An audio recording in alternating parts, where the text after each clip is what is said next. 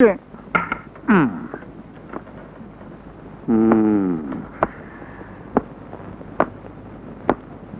তরলাম পাম sir. Yes sir, বুঝছি sir.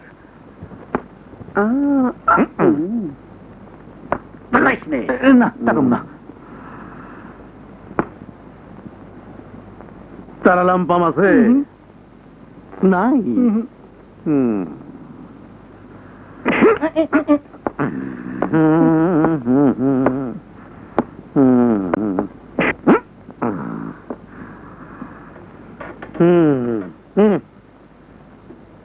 এই চোরের বাচ্চা, তোর কাছে তো টাকা পয়সা নেই, তোকে আর কি করব না, তুই আর পিঠটা চুলকো দিয়ে যা।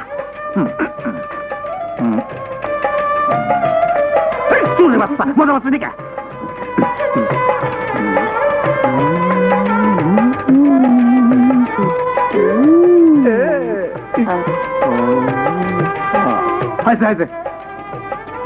না। চোরের বাচ্চা কালামিয়া, কালামিয়া, এখন থেকে তোমার ডিউটি কলেজ এলাকায়। ওখানে ডিউটি করলে টাকা পয়সা কিছুই পাওয়া যায় না, তাছাড়া ছাত্ররা খারাপ ব্যবহার। আমি কি করবো?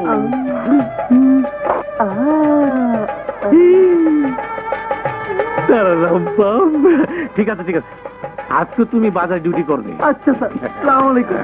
লাল মিয়া। আসি স্যার। Yes sir. তোমার ডিউটি স্কুল মাঠের জনসভায়। স্যার, জনসভায় আমার পয়সা দেবে কি? তা আমি কি জানি। স্যার স্যার,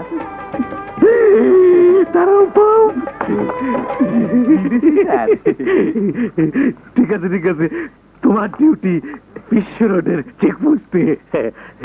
ধন্যবাদ স্যার, ভালো জিনিস দিয়েছে তো।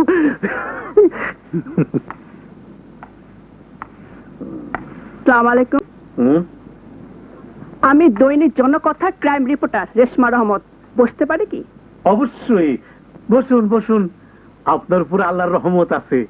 আপনি বসবেন না তো কি রাস্তাতে ফকির নিয়ে কি নিয়ে এসে তালাম পাম করবো? জি, কি বললেন? না মানে আপনার নামের সঙ্গে রহমত আছে, চেহারার সঙ্গে রহমত আছে।